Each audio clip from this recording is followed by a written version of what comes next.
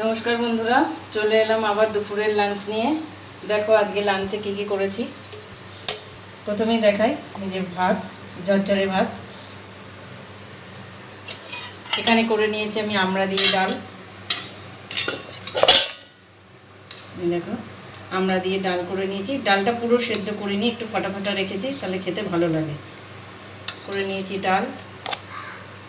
এখানে আছে কারকল ভাজা।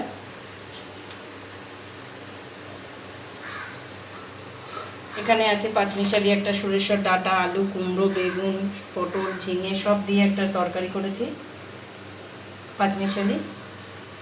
আর আছে এখানে হাঁসের ডিম কষা।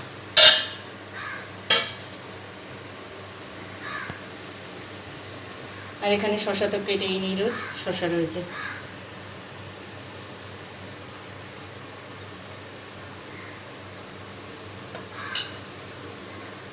আজকের মেনুটা কেমন হয়েছে অবশ্যই কমেন্ট করে জানিও।